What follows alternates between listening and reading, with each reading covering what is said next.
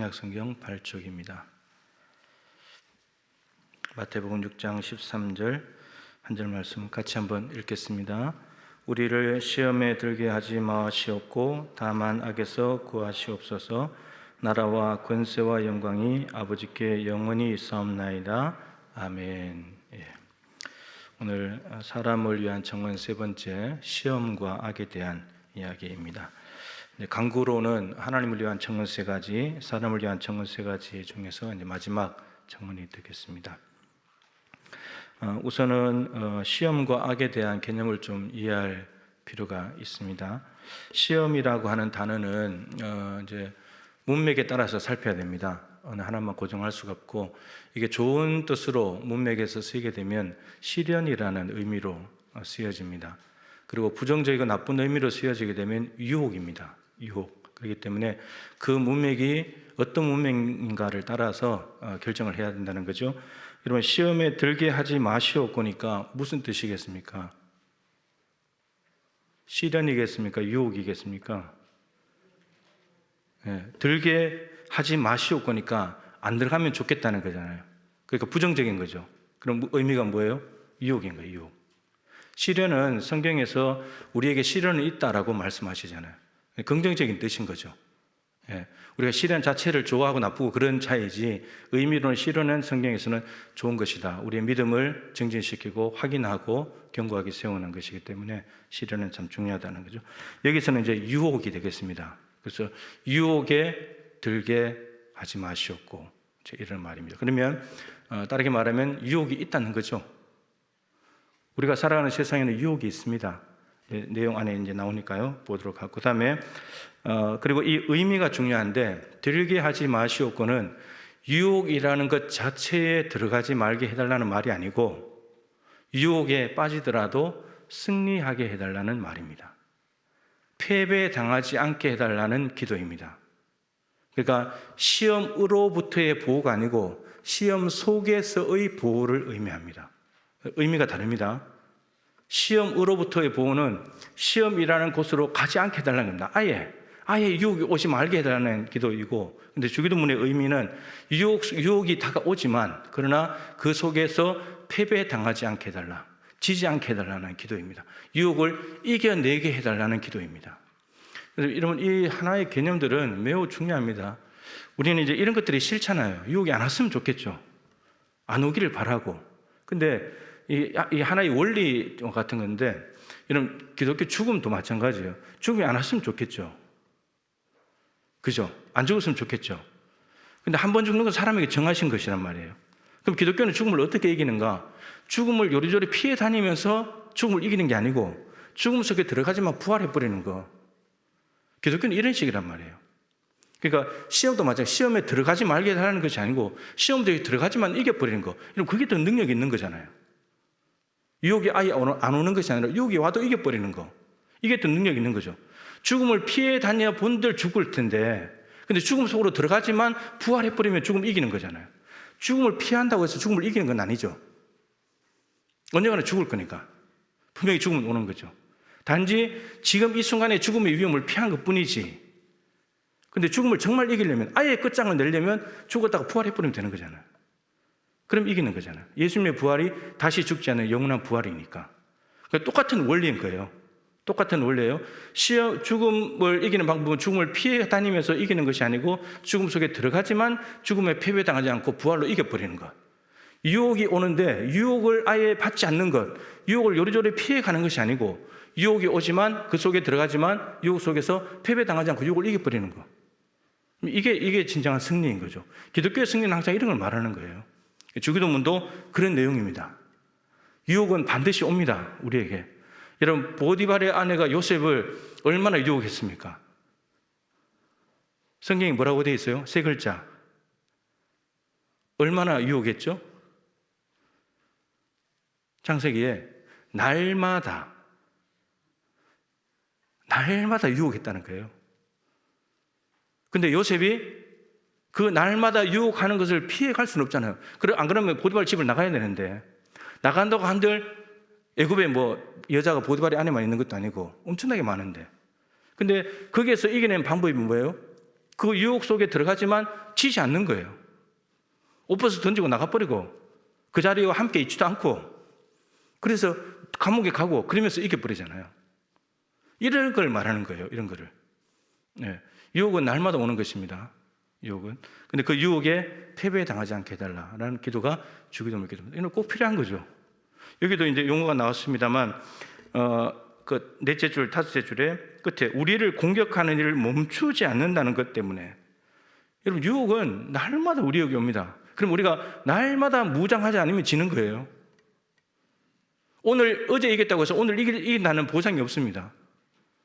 예, 보장이 없어요. 삼손 보세요. 끊임없이 여자가 유혹하니까 마침내 무릎 꿇어버리잖아요. 마침내. 그러니까 어제 이겼다고 해서 오늘 승리가 보장되는 게 아니에요. 오늘 싸움을 또 해야 돼. 오늘 이겼다고 해서 내일 되냐? 아니요. 내일은 또 다시 무장해서 내일 또 이겨내야 돼요. 이게 삶인 거예요. 예. 자, 그런 의미고요.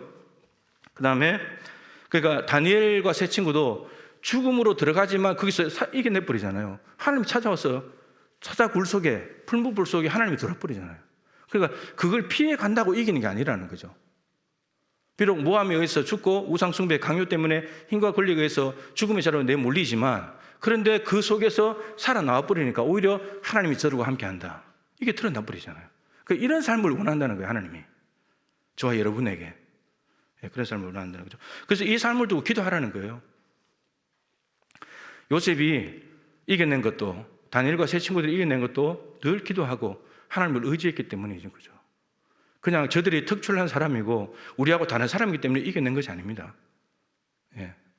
저들이 하나님께 그만큼 매달리고 하나님을 찾고 하나님께 기도하고 했기 때문인 거죠. 자, 그 다음에 악에서 구하시옵소서. 이 악은 여러분 헬라어에는 남성, 여성 그리고 중성이 있습니다. 성이 있는데 남성, 여성이라는 말은 인격을 가리키는 말이죠. 중성은 그냥 말 그대로 뭐 사물, 뭐 이런 거, 무생물 이런 것들인데 여기서는 중성이라고도 이해할 수 있습니다. 그래서 윤리적으로 악한 거, 악한 행동, 악한 일들 이런 거 생각할 수 있고 이게 남성으로 쓰이게 되면 악한 자아가 되죠. 그러면 사탄을 의미합니다. 그래서 둘 다 된다고 볼 수 있는데 좀 더 가까운 것은 악에서 구하시옵소서. 그러니까 나쁜 거죠. 사탄입니다. 사탄.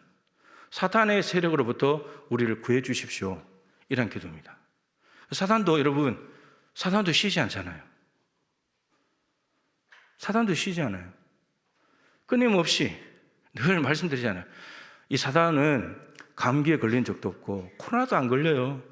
코로나 걸리면 자가격리 좀 시키면 될 텐데 코로나도 안 걸려요. 외출도 없어요. 휴가도 없어요. 그냥 끊임없이 믿는 사람들을 집어삼키려고 하나님과 분리시켜 놓으려고 무진장 애를 쓴다는 거예요. 예, 그래서 이 주기도문에서 악에서 구하시옵소서 이렇게 됩니다. 뭐 윤리적인 악으로 봐도 윤리적인 악이 판을 치는 곳에는 사탄이 있기 때문에 같은 의미로 이해할 수도 있겠죠. 자, 아무튼 이제 주기도문 6번째 청원이 이러한 겁니다.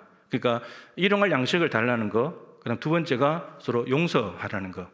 아시고 세 번째가 이제 이 우리가 살아가는 세상 한복판에 벌어지고 있는 수많은 유혹들과 사탄의 세력 앞에서 패배에 당하지 않고 믿는 자로서 승리하게 해달라. 이 기도가 마지막 사람을 위한 청원입니다.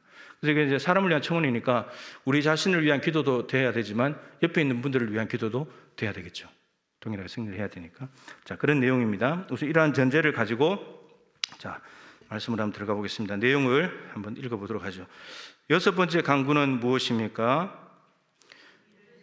예, 우리를 시험에 들게 하지 마시옵고 다만 악에서 구하시옵소서입니다. 자, 그다음 첫 번째 문장 성경 구절을 나올 때까지 읽어보겠습니다. 즉 이것은 우리가 우리 자신으로는 너무나 연약하여 단 한순간도 서 있을 수 없다는 것과 그렇죠. 이런 유혹과 사탄 앞에서 우리는 연약하기 때문에 못 당한다는 겁니다. 우리가 당할 수 있다면 기도 안 해도 되죠. 내가 해낼 수 있는 일이라면, 내가 승리할 수 있는 일이라면 안 해도 되잖아요. 근데 안 된다는 거예요.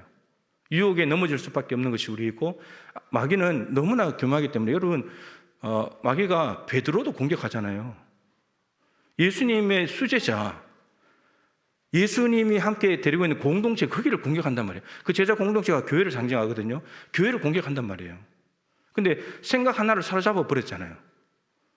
생각을 딱 잡아버리니까 그 사람 전체가 다 잡혀버리잖아요. 행동이 잡히고 삶이 잡히고. 그러니까 베드로가 예수님 십자가 죽는데 막아버리고, 가룟 유다는 예수님 팔려는 생각을 마귀가 준 걸 받아들여가지고 예수님 팔아버리고.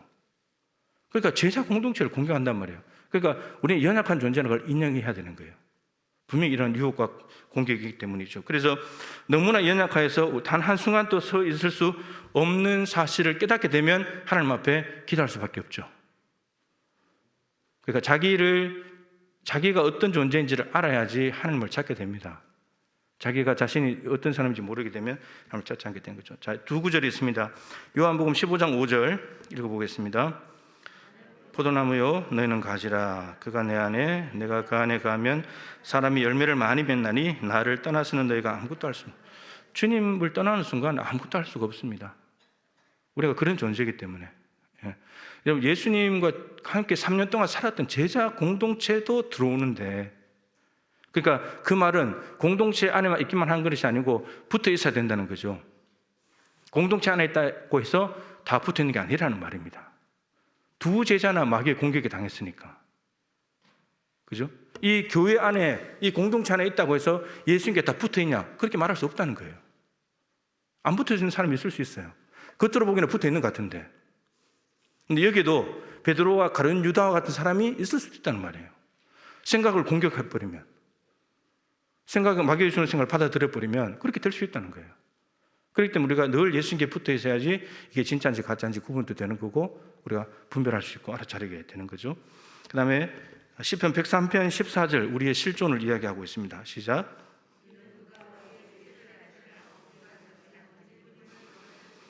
예, 우리의 체질을 아시고 우리가 단지 먼지뿐이다. 아담아, 흙, 먼지라는 곳에서 아담이 나왔습니다. 사람.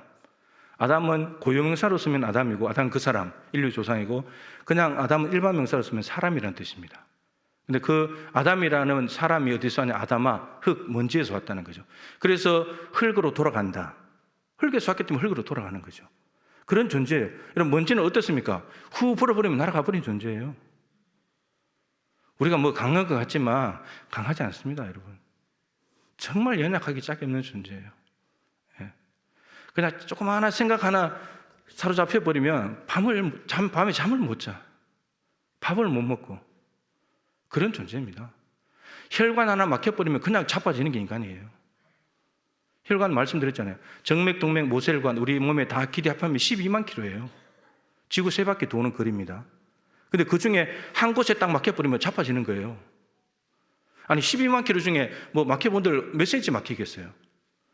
근데 그 몇 센치 막혔다고 12만 킬로 피가 잘 돌지 않으면서 그냥 쓰러져 버린다는 거예요, 사람이. 이렇게 연약한 존재예요. 네. 우리가 이런 우리의 실존을 너무 잘 알아야 돼요. 그래야 자꾸 하나님을 의지하게 되지. 나 강한 사람이야, 나 끄떡 없어. 그러면 이거는 자기 자신을 아직 잘 모르는 거예요. 네. 자기 자신을 잘 모르는 거죠. 자, 그래서 우리가 너무 연약하기 때문에 서 있을 수 없어서 이 기도를 예수님께서 너희들 해야 된다라고 말씀하시는 거고요.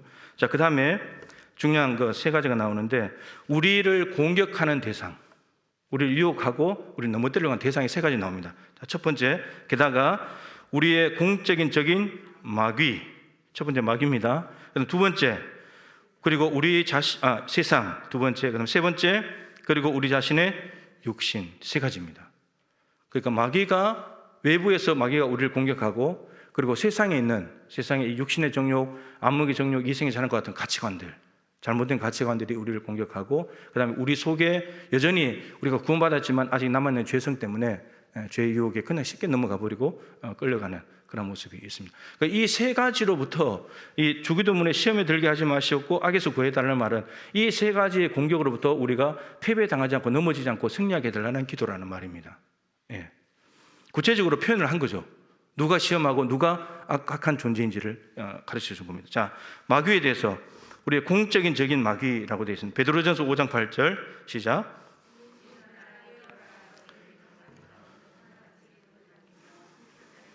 예, 대적 마귀가 대적입니다. 대적, 하나님과 연결되어 있지 못하게 하고 분리시키는 대적입니다. 우는 사자같이 두루 다니면서 삼킬 자를 찾아다닌다. 근데 그것을 이기는 방법이 뭐라고요? 근신하고 깨어 있어야 된다라는 겁니다. 깨어 있어야 된다. 깨어 있지 않고 졸면은 다 잡혀가는 겁니다. 순식간에 넘어지게 되어 있습니다.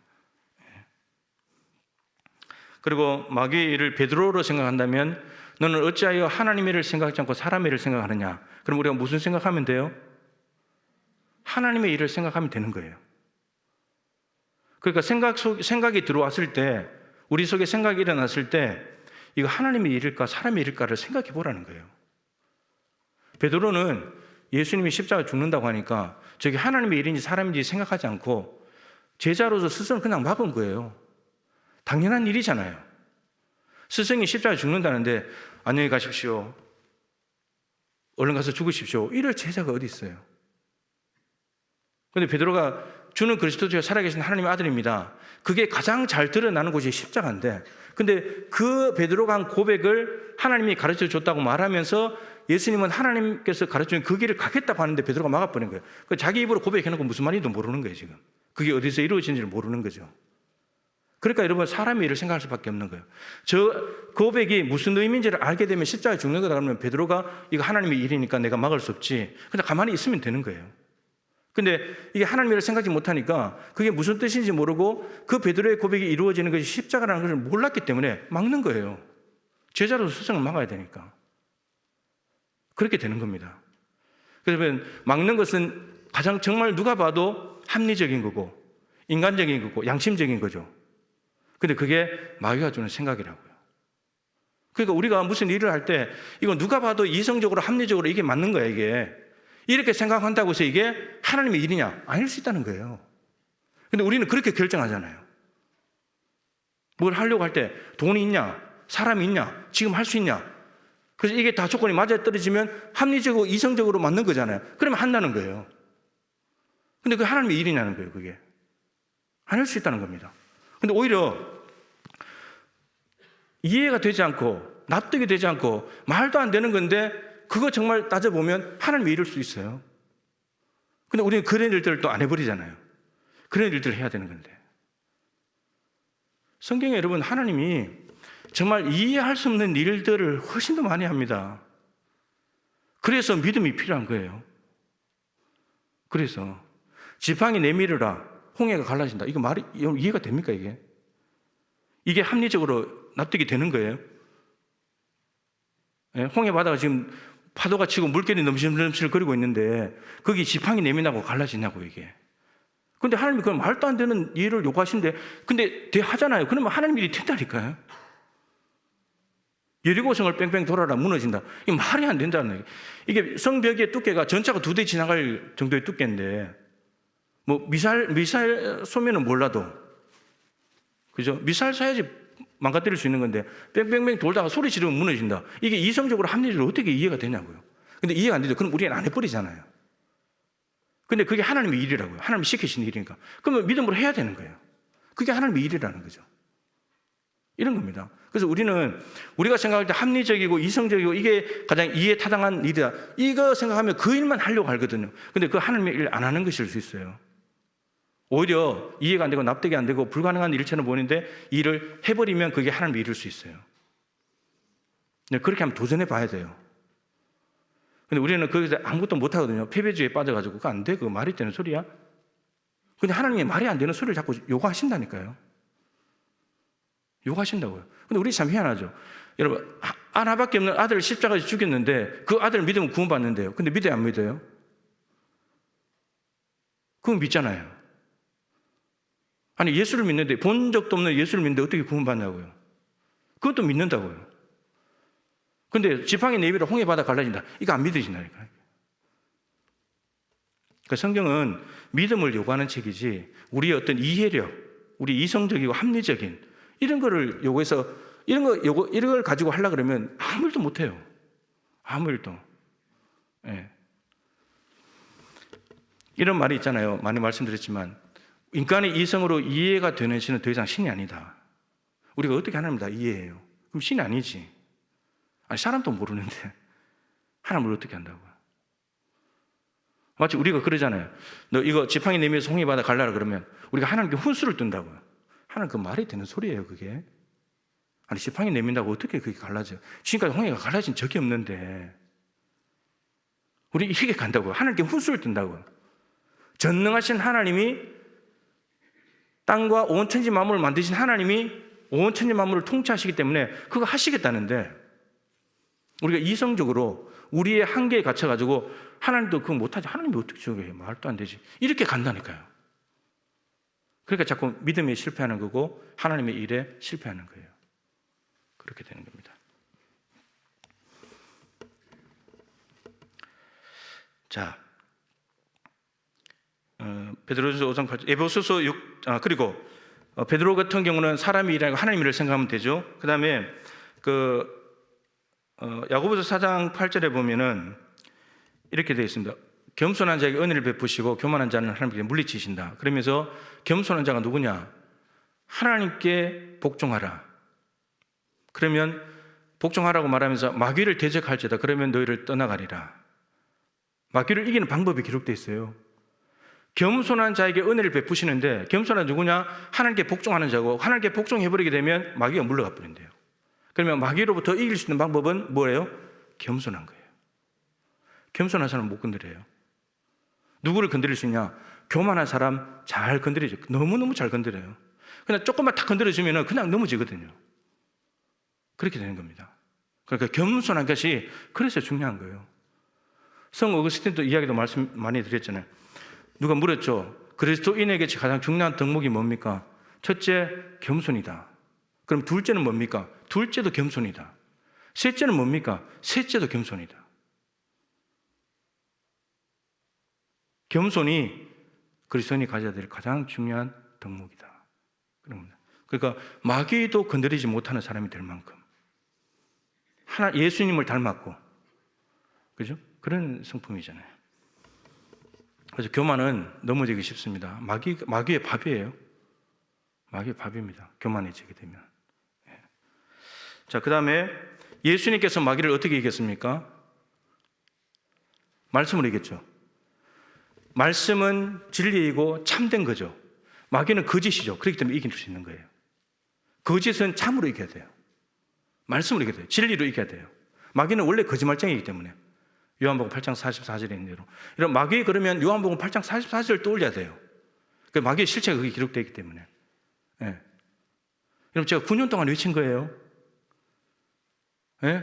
요한복음 8장 44절 마귀 요한복음 8장 44절 9년 동안 외친 거예요. 예. 얼른 그래서 떠올려야 되는 거죠. 자, 그 다음에 에베소서 6장 12절 읽어보겠습니다. 우리의 씨름은 혈과 육을 상대하는 것이 아니요 통치자들과 권세들과 이 어둠의 세상 주관자들과 하늘의 악의 영들을 상대합니다. 우리 씨름의 대상이 혈과 육을 가진 사람이 아니라는 겁니다. 바울이 로마 군병들이 무장하고 있는 것을 보면서 로마 감옥에서 그 무장한 군인들을 보면서 거기에 갔다가 이제 우리 그리스도인들이 로마 군병들은 전 세계의 약한 자들, 강한 나라들과 싸우는 그래서 무장한 거지만 우리 그리스도인들은 싸워야 될 대상이 옆에 있는 이웃 나라 연약한 사람들이 아니라 이런 존재들이기 때문에 그래서 우리는 복음으로 구원의 투구, 로마 군병은 투구를 써야지 머리를 보호하니까. 근데 우리는 구원의 투구를 써야 된다. 그리스도인은 그래야지 마귀가 공격을 해도 우리가 이길 수 있다. 이런 겁니다. 거기에 갖다 이제 하나씩 갖다 의미를 부여한 거죠. 그리스도인이 이렇게 하나님의 전신갑주로 무장을 해야 된다. 그래서 우리가 싸워야 될 대상이 마귀입니다. 마귀. 여기는 마귀가 이용하는 존재들이에요. 통치자들, 이런 대통령 비롯한 입법, 사법, 행정, 막강한 힘과 권력을 가진 존재들입니다. 그들을 사용하는 거예요. 그들을 사용해서 뭐 합니까? 차별금지법, 동성애법 이런 거 자꾸 올리는 거예요. 근데 자기들은 그게 자기들의 어떤 당이나 자신들의 입지를 굳히고 어떤 사람들의 인기를 얻고 이것 때문에 사람들을 만족시켜주면서, 그죠? 자기들 이익을 챙기려고 하는 건데 배후에는 마귀가 있는데 그걸 모른다는 거죠. 마귀가 있는 거를 모른다는 거예요. 베드로가 그 생각하면서 내 생각은 마귀가 준 거야 이렇게 생각했겠습니까? 그렇게 생각 안 하죠. 네. 그렇게 생각합니다. 고린도후서 4장 4절에도 이 세상 신이 믿지 아니하는 자들의 마음을 혼미케 하여 그리스도의 영광의 복음의 광채가 비치지 못하게 합니다. 이런 불신자들이 우리가 복음을 전하면 예수를 받아들였는데 받아들이지 않는 사람들 있잖아요. 아, 제사 지내는 거 곤란한데 남편이 알면 나 혼날 텐데 이러면서 막 이렇게 말 돌리면서 안 받아들이는 사람 있잖아요. 그는 자기가 안 받아들이는 것이 아니고 배후에 이 세상 신 사단이 마음을 혼미케 해서 그리스도의 영광의 복음의 광채가 들어가야 되는데 제사 문제나 이런 거 가지고 이 빛이 들어오지 못하게 혼탁하게 만들어 버리는 거예요. 근데 불신자가 자기 뒤에 배후에 막혀있다고 생각하겠습니까? 그렇게 생각 안 하죠.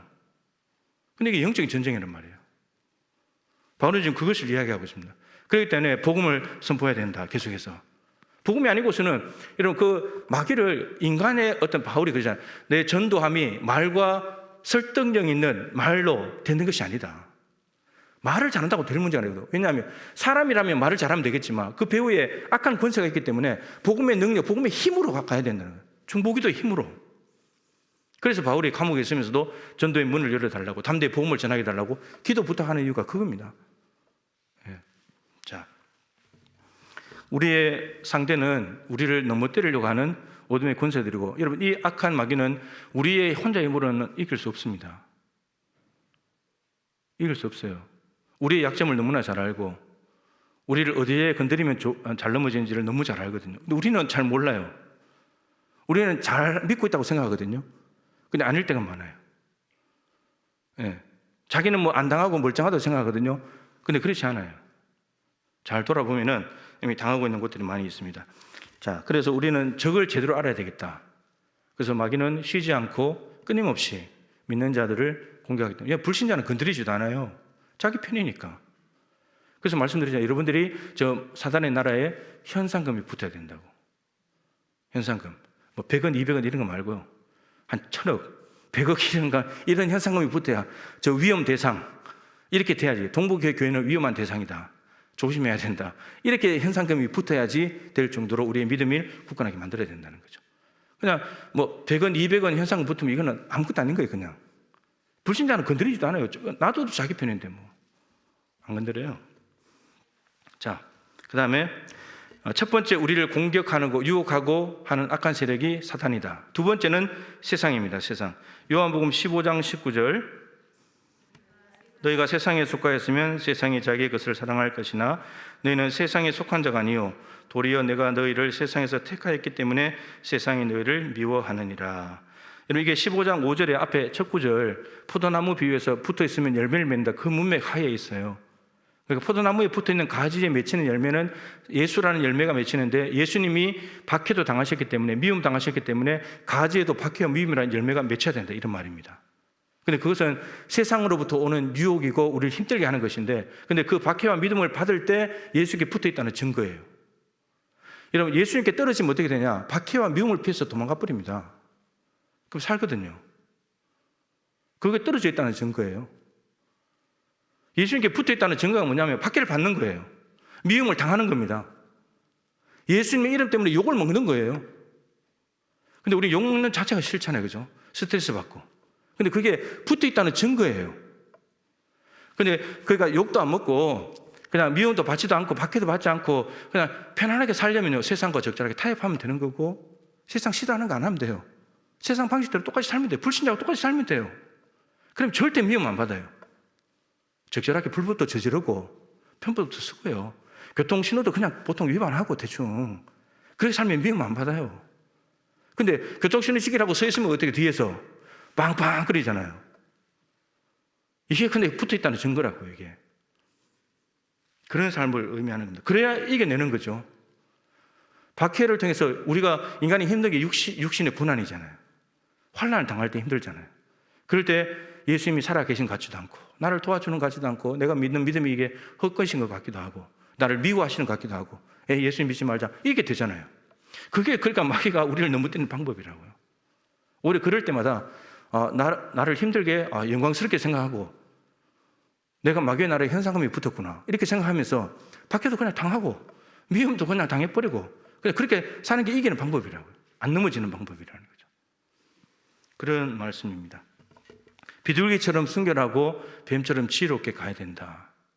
예수님께서 제자들을 세상에 파송하실 때 양들을 1위 가운데로 보낸 것과 같다. 근데 분명히 양은 1위에 가면 어떻게 돼요? 잡혀 먹히잖아요. 근데 예수님 보내신다니까요. 마치 너희들 가서 잡혀 먹으라는 것처럼 세상으로 가라는 거예요. 근데 너희들 갈 때 뱀처럼 지혜롭게 비둘기처럼 순결하게. 둘 다 가야 돼요. 순결하기만 하면 안 돼요. 그러면 늘 당하기만 해요. 지혜롭게만 하면 안 돼요. 지혜로우면서도 순결하지 않으면 그거는 세상 사람들 똑같은 거죠. 그건 오히려 교활한 거죠. 근데 지혜가 순결을 더듬어 버리면, 같이 합쳐져 버리면 이거는 엄청난 힘이 되는 거예요. 마귀도 못 건드려요, 사실은. 예, 그렇게 되는 겁니다. 근데 둘 중에 하나가 부족하거나 무너져 버리게 되면 그건 능력이 없어져요. 그래서 예수님께서 두 가지를 다 말씀하신 겁니다. 그리고 예수님께서 너희가 세상에서는 환난을 당하나 담대하라. 내가 세상을 이겼노라.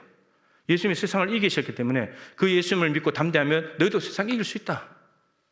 아까 찬송했던 대로 믿음이 이기네. 믿음이 이기네. 믿음이 온 세상 이긴다. 겁니다. 자, 그래서 박해와 어려움이 오는 세상 한복판에 우리는 세상에 있지만 세상에 속하지 않은 자이고, 그죠? 그렇기 때문에 미움을 당하는 겁니다. 세상에 있으면서 세상에 속한 자는 미움 받지 않아요. 박해를 당하지 않습니다. 가룟 유다 대제사장들을 환영하잖아요.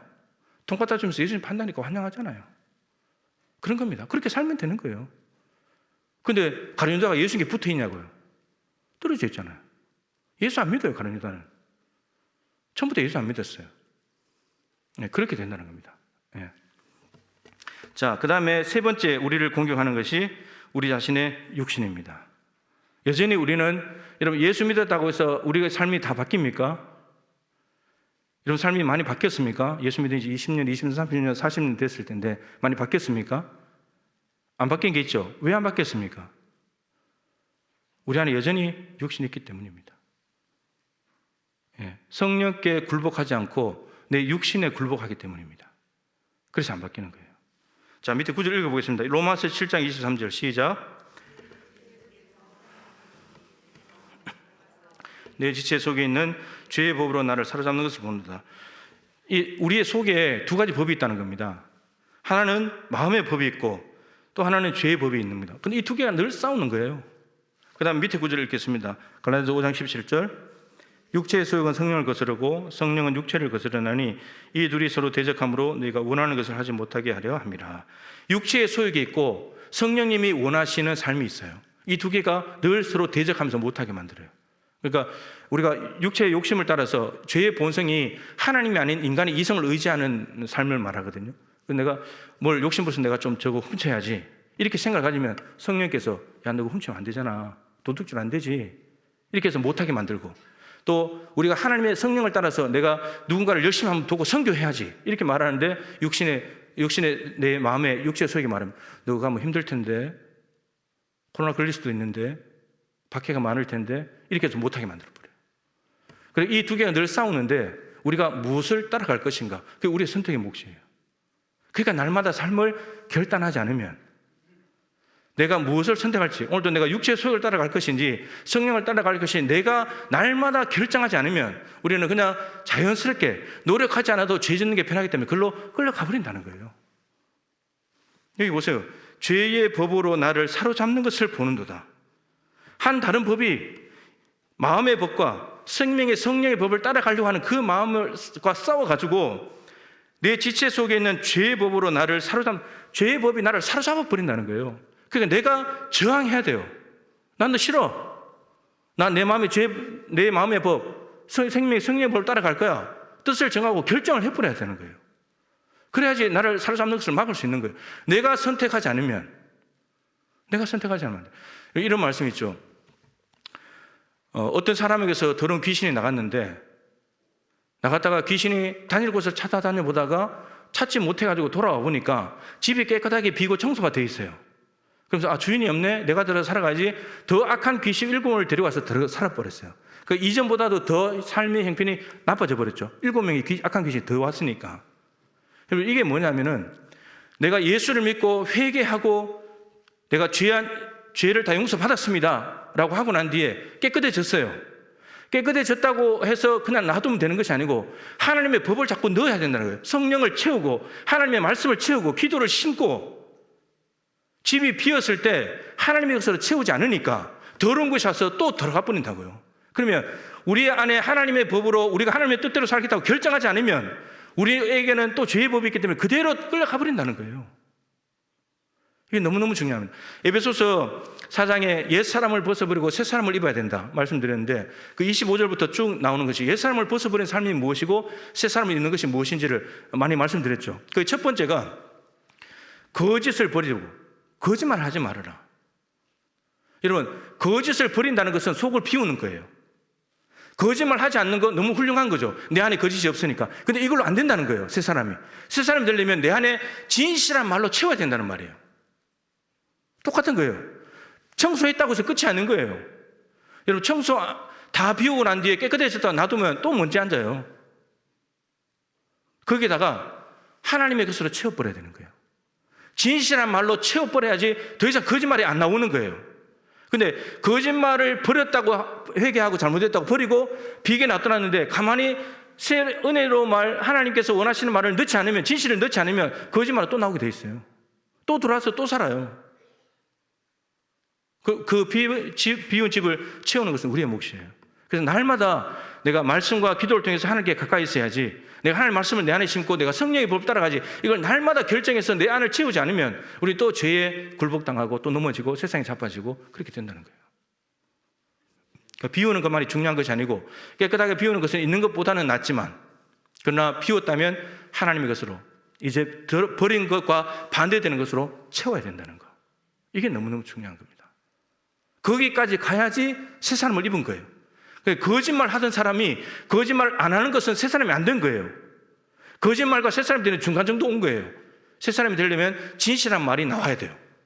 그러면 저 사람이, 정말 저 사람이 이제 거짓말 안 하네, 진실한 말을 하네, 이렇게 된다는 거죠. 그게 새 사람이 된 거다라는 말입니다. 자, 우리 안에, 여러분, 오늘도 여러분들은 싸우다가 나왔을 겁니다. 오늘 수협에 갈까 말까, 새벽에 일어나서 새벽에 갈까 말까, 늘 싸우고 있는 거예요. 그래서 제가 말씀드렸잖아요. 아무 생각 없이 오면 된다고요. 아무 생각, 당연히 가야 되는 곳이니까. 아니, 예배 시간에 예배하러 가지 어디 가겠어요? 당연한 거지. 그게 뭔 고민이 끓인지. 여러분, 제가 그걸 고민하면 어떻게 되겠습니까? 오늘 수협에 갈까 말까, 오늘 빨간 날인데, 오늘도 이제 저보고 운동 좀 하라고 자전거를 이제 같이 타고 왔거든요. 오늘 수협에 제가 멀쩡히 걸어 나왔는데, 감사하게도 오늘 자전거 타다가 힘들어 수협에 못 갈 텐데, 이렇게 생각하면서 목사가 교회 갈지 말지를 고민하고 있으면 어떻게 되겠습니까? 고민거리도 아닌 거예요, 이거는. 그러니까 우리가 이런 걸 가지고 고민할 것이 아니고, 어떻게 하면 하나님 뜻대로 살까? 어떻게 하면 내가 성령의 법에 한 번 더 순종할까? 이런 게 고민이 돼야 되는데, 예배에 갈까 말까, 기도에 갈까 말까, 성경 읽을까 말까, 이런 걸로 고민하고 있으니까 우리 고민의 수준이 좀 높아졌으면 좋겠어요. 예. 전혀 안 해도 될 고민으로 여러분 왜 마음을 상하게 하세요? 자꾸 스스로 스트레스 받지 마세요. 그런 걸로 고민거리도 아니에요. 여름에 수련회 가야 될까 말아야 될까? 아니, 왜 저는 우리 자녀들이 그걸로 고민하는 게 저는 이유를 모르겠어요. 청년 시절에 교사하면서 수련회를 한 3개씩 막 이렇게 갔으니까 가다가 막 쓰러지고 링겔 맞고 막. 근데 이게 고민이 안 되는 거예요. 수련회 오히려 기다리는데, 요즘 애들은 고민이 돼요. 부모들부터 고민을 해요. 시험 준비해야 되고 공부 열심히 해야 되는데 수련회 보내야 되는가, 2박 3일 갔다 오면 시간이 너무 많이 뺏긴다, 이런 걸로 고민하고 있다니까요. 이런 걸로. 고민거리도 아닌데 부모가 확실히 가이드라인을 잡아줘야죠. 야, 수련회 무조건 가는 거지, 뭘 그런 걸로 고민해. 부모가 잡아주지 않으니까, 부모가 왔다 갔다 하면서 긴가민가 약간 아슬아슬하게 회색 지대에 있으니까 자녀들은 확신을 가지고 안 갈게요, 이렇게 하면 그래 쉬어, 이렇게 돼버리잖아요. 자녀들이 고민할 때 부모가 확실하게 이렇게 하는 게 맞다, 이게 이렇게 해줘야 되는 거죠. 자, 시간이 많이 갔네요. 자, 그 다음 내용 읽겠습니다. 우리를 공격하는 일을 멈추지 않는다는 것 때문에 사탄, 세상, 육신, 우리를 공격하는 걸 멈추지 않는다면 우리도 멈추면 안 되죠. 우리도 가만히 있으면 안 되는 겁니다. 우리도 쉴 수 없는 겁니다. 그래서 여러분, 하나님이 항상 기뻐하라, 쉬지 말고 기도하라, 범사에 감사하라. 이 악한 존재들이 늘 항상 움직이기 때문에 저들이 쉰다면 우리도 좀 쉬면 되는데 쉴 수가 없어요. 저들이 안 쉬기 때문에. 그런데 그것이 우리를 지켜줍니다, 사실은. 자, 그 다음 읽어보시죠. 이로 말미암아 그 다음에 주의 성령의 능력으로 우리를 지켜주시고 강하게 해주시길 원하는 것입니다. 우리 힘으로 안 되니까. 여러분, 성령님, 예수님께서 보혜사 성령을 보낸 이유가 우리 안에 함께 계시면서, 우리 안에 계시면서 우리와 함께 계신다. 그래서 우리를 보호하시는, 보혜사는 남을 위하여 나타난 자, 우리를 위해서 나타나신 분이기 때문에 우리의 조력자가 되시기도 하고, 조언을 해주시기도 하시고, 상담도 해주시고, 위로해 주시기도 하고, 격려해 주시기도 하고, 그렇게 하는 거죠. 예. 자, 그래서 성령의 능력이 그래서 필요한 겁니다, 여러분. 예. 사도들도 복음을 전하다가 산헤드린 공회들의 공격을 받게 되고 로마 권력의 방해를 받게 될 때 늘 기도하면서 성령 충만함으로 이겨나갔잖아요. 예. 자기들의 힘으로 이긴 것이 아니고 칼 빼들고 뭐 대적한 게 아니잖아요, 그죠? 복음으로, 성령의 검으로 저들은 이겼습니다. 자, 그 다음 읽어보시죠. 이로 말미암아 우리는 마침내 승리를 완전히 소유할 때까지 우리가 그것들에 대하여 확고하게 저항할 수 있고 이 영적 싸움에서 패배하지 않을 수 있습니다. 마침내 승리를 완전하게 소유할 때까지. 그때는 언제나 예수님 재림하셨을 때, 우리 하나님 나라에 갈 때, 그때가 최후 마지막 이제 승리가 되는, 그때는 건드리지 못하는 거죠. 하나님 나라는 하나님이 통치하시는 곳이기 때문에 마귀는 건드릴 수가 없는 곳입니다. 자, 데살로니가 전서 3장 13절 시작. 너희 마음을 굳건하게 하시고 우리 주 예수께서 그의 모든 성도와 함께 강림하실 때에 하나님 우리 아버지 앞에서 거룩함에 흠이 없게 하시기를 원하노라. 여기서 강림하다는 말은 재림입니다. 데살로니가 전서는 가장 임박한 종말론, 예수님이 승천하시면서 내가 곧 오겠다고 했기 때문에, 그러고 난 뒤에 쓰여진 45년경에 쓰여진 책이기 때문에 가장 임박한 종말론입니다. 예수님께서 곧 재림하실 것 같은 그런 거죠. 재림하실 때 거룩함에 흠이 없게 하시기를 원하노라. 예수님 재림하실 때 거룩한 신부로 너희들이 서 있어야 된다라고 하는 겁니다. 여러분, 마귀에게 유혹당해서 넘어지고 악한 자의 공격을 받고 세상에 휘말려 가서 살게 되고 내 육신대로 살게 되면 거룩하지가 않잖아요. 지저분하잖아요. 더럽고 추하잖아요. 주님이 재림하시는데 우리의 신랑 되신 예수님이 오시는데 그게 초라한 모습으로 설 수가 없잖아요. 그래서 바울이 너희들 재림하실 때 그때의 거룩함이 흠이 없어야 된다. 슬기로운 다섯 처녀처럼 딱 깨어서 그분을 맞이해야 된다. 이걸 이야기하는 거죠. 데살로니가서 5장 13절 마찬가지입니다. 읽어보시죠. 평강의 하나님이 친히 너희를 온전히 거룩하게 하시고 또 너희의 온 영과 혼과 몸이 우리 예수 그리스도께서 강림하실 때에 흠없게 보존되기를 원하노라. 똑같습니다. 강림하실 때 영과 혼과 몸, 이건 삼분설, 우리가 삼부 영혼 몸으로 되어 있다가 삼분설로 얘기하는 거고, 다른 데는 영혼과 육체로 얘기하는 데도 많습니다. 뭘 하나를 주장하기보다는 성경은 두 개 다를 이야기하고 있습니다. 그래서 흠없게 보존되기를 원하노라. 똑같은 기도를 하고 있습니다. 요한계시록 7장에 가면 14만 4천 명에 대한 이야기가 나오는데, 그들을 향해서 14만 4천이라고도 했다가 또 셀 수 없는 큰 무리, 그들을 누군가 봤더니 어린 양의 피에 씻어서 옷을 희게 한 사람들, 흰 옷 입은 사람들이 나옵니다. 순결한 신부들이죠. 그들이 누구냐면 순교당한 사람들입니다.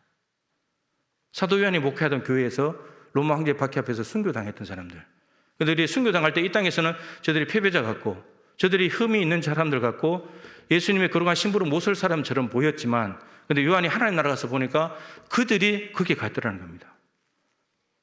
그래서 여러분, 저들이 이 땅에서는 순교당했지만 저들이 패배자가 아니고 저들이 승리자입니다. 이유는 예수 믿는 믿음을 부인하지 않았기 때문입니다. 예수님께 붙어 있었기 때문에 칼을 받는 거죠. 떨어지면 칼 안 받아도 되거든요. 예수 안 믿으면 사는 거니까. 근데 저들이 이 땅에서 예수를 믿는 믿음을 가지고 예수님께 붙어 있었다가 죽임을 당했는데 하나님 나라에 가서는 승리자였고, 저들이 구원하심이, 우리가 늘 부르는 찬양이잖아요. 구원하심이 보호자에 되신 우리 하나님과 어린 양께 있도다. 그 찬양을 그 사람들이 부른 거예요. 요한계시록 7장에서. 네. 그래서 계시록에 이기는 자가 돼야 된다. 이기는 자는 이 땅에서 요리조리 죽음을 피해서 다니는 사람이 아니고 믿음을 끝까지 지키는 사람, 믿음의 정절을 지키는 사람, 거룩함에 흠이 없이 보존하는 사람들, 그 사람들이 이기는 사람들입니다. 자, 그 다음에 이 완전한 승리를 소유할 때까지, 주님이 재림하실 때까지 우리가 그것들에 대하여 마귀, 세상, 우리의 육신, 이것에 대해서 저항할 수 있고 영적 싸움에서 패배할 수 있는 힘을 기르는 것이다, 이런 거죠.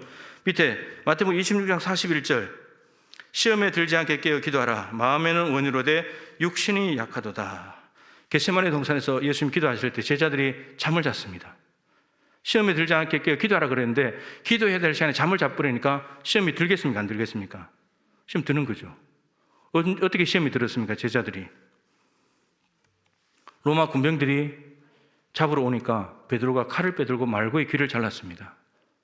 예수님은 지금 십자가 죽으러 가는데 칼 빼들 마음이 없는데 칼을 안 쓰기로 12군단 되는 천사 동원하지 않기로 결정을 내렸는데 베드로는 칼을 빼들고 설치고 있습니다. 하나님 나라는 그렇게 이루어지는 것이 아닌데 시험에 든 거죠. 스승 예수님을 잡아가려고 하고 자기들을 잡으러 오니까 시험에 든 겁니다. 시험에 기도했던 예수님의 시험에 들지 않는데 그냥 의연하게 가는 겁니다. 십자가로 가기로 했으니까. 아버지의 뜻대로 가기로 했으니까.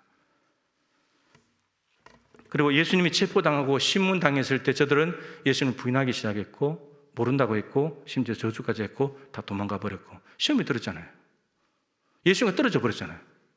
베드로가 따라가도 멀찍이 따라갔고 기도 안 하니까. 기도했더라면 예수님 뒤에 쫄쫄쫄 그냥 따라갔을 텐데. 제자 공동체가 다른 사람들이 많이 모였을 때는 특권을 주장하고 누가 크냐 그렇게 할 만큼 제자들이 그렇게 살다가 예수님이 잡혀가게 되니까 그런 모든 야망들이 다 물거품이 되니까 다 도망가 버리는 거죠. 주위 오른쪽 왼쪽 어림도 없겠다. 이제 도망가는 거죠. 예수님하고 같이 있을 때야 제자들이 특권을 누리면서 누가 크냐 그런 거 재고 있지만 그러니까 시험에 들지 않는 승리의 방법이 뭐라는 거죠? 기도다. 기도. 그래서 기도를 강조할 수밖에 없는 겁니다. 여러분들을 지키는 방법이니까. 나를 지키는 방법이고 교회가 시험에 들지 않도록 지키는 방법이니까요. 기도해야 됩니다. 기도하지 않으면 시험에 듭니다. 시험에 들어요. 그러니까 시험에 들지 않기 위해서 우리는 늘 깨서 예수님이 쉬지 말고 기도하라고 하는 이유는 시험이 늘 오기 때문에 유혹이 늘 오기 때문에 쉬지 말고 기도해야 늘 오는 유혹을 이길 수 있다는 거죠. 시험을 이길 수 있다는 것입니다. 악한 자를 대적하고 이길 수 있다는 것이죠. 그래서 예수님께서는 우리에게 승리의 삶을 주시기를 원하신다라고 하는 거죠. 예수님 입장에서도 여러분 거룩한 신부를 맞아 드리기를 원하시죠. 지저분하고 더럽고 세상에 떼묻고 엉망진창으로 살다가 온 사람을 맞이하기를 원하겠습니까? 여러분들 같은 배우자 그런 배우자 맞이하겠어요? 그렇게 안 할 거잖아요. 예수님 입장에서 거룩한 신부를 맞이하고 싶으신 거잖아요. 그래서 우리가 좀 더 주님 앞에 아름답고 멋지고 근사한 모습으로 서기 위해서 주기도문에 시험에 들지 않도록 우리는 기도해야 되겠고 악한 자에게도 패배당하지 않고 믿음으로 세상을 이기는 거룩한 신부가 되어야 되겠습니다. 기도하겠습니다. 하나님, 우리가 살아가는 세상 한복판에는 악한 마귀가 믿는 우리들을 쉬지 않고 공격하고 사람의 생각을 불어넣어서 마치 그것이 옳은 길인 것처럼 우리를 속이고 유혹합니다. 세상에 있는 가치관들이 우리의 육신의 정욕, 암흑의 정욕, 이생의 자랑을 자극하고 그것을 이용하여서 우리에게 죄를 짓도록 하나님과 멀어지도록 부추깁니다. 박해와 미움이라는 그런 모습이 예수님께 붙어있는 사람에는 당연히 있어야 되는 것인데 그것들을 통해서 스트레스 받고 힘들기 때문에 그런 것이 없는 곳으로 가기 위해서 예수님과 떨어져 나가기도 합니다. 그리고 우리 안에 있는 이 죄의 본성, 아직도 예수 믿고 구원받았다고 예수님이 내 주인이라고 말하면서도 여전히 내가 주인되어 내 뜻대로 내 생각대로 가려고 하는 이 육신의 정욕 때문에 우리는 스스로 무너지고 스스로 예수님과 멀어지며 죄악 가운데 빠져드는 이러한 것들이 육신의 정욕이 또 마귀의 유혹과 맞아떨어지고 세상의 가치관과 맞아떨어지게 되면 그냥 죄로 자동적으로 가버리는 것이 우리의 연약한 모습입니다. 그러기에 예수님께서는 주기도문을 통해서 기도하라고 말씀하셨고 쉬지 말고 기도하는 것이 아버지의 뜻이라고 말씀하셨고 그러고 보니 아버지께서는 우리가 이 모든 것들을 이기고 거룩한 신부로 세워지기를 원하신다는 것이 아버지의 마음임을 오늘 말씀을 통해서 확인했습니다. 우리 사랑하는 성도들 한 분 한 분이 예수님의 재림이 다가온 이때에 슬기로운 다스처럼 잘 준비되고 깨끗하고 정결한 거룩한 신부로서 주님과 팔짱을 끼고 당당하게 하나님 나라 잔치에 참여할 수 있는 주님의 백성들이 다 되게 하여 주시옵소서. 성도들이 깨어 일어나고 교회가 기도하는 교회가 되고 그 교회들이 기도로 연합되는 연합 전선을 펼 때에 순천에 역사하는 모든 악한 권세들이 물러가게 될 것이고 하나님 나라의 도성이 될 줄로 믿습니다. 교회가 깨어 일어나 기도 하늘에 열심을 다할 수 있도록 은혜 베풀어 주시옵소서.